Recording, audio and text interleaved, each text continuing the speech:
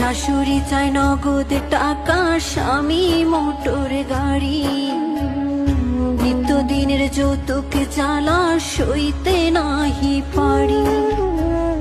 কথায় কথায় ওরা সবাই তোলে গায়ে হাত, নোংরা ভাষায় দেয় যে গালি, তুলে বংশ যায়।